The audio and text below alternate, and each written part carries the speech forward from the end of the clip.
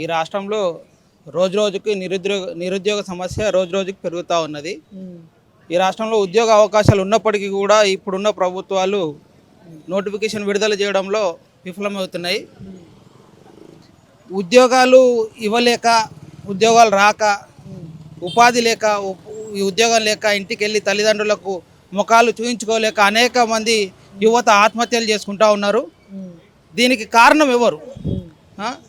ఉద్యోగాలు లేకపోవడం వల్ల అనేక సమస్యలు ఎదురవుతున్నాయి ఈ రాష్ట్రంలో. ధర్నాకు పిలుపునిచ్చారు కదా, మీకు పర్మిషన్ ఉందా ధర్నాకి? పర్మిషన్ ఉంది. ఇంతమంది పోలీసు వాళ్ళు ఎందుకున్నారు? నిర్బంధంలో ఉంది.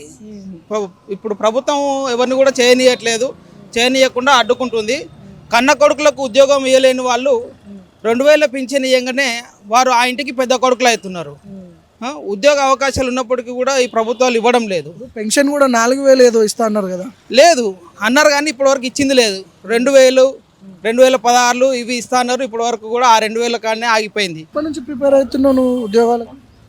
మేము చాలా రోజుల నుంచి చాలా సంవత్సరాల నుంచి అవుతున్నాము. మా ఇంట్లో మా కుటుంబంలో మా సోదరిమణులు కూడా అవుతున్నారు. వాళ్ళకి ఇప్పటి వరకు కూడా ఉద్యోగాలు రాలేదు.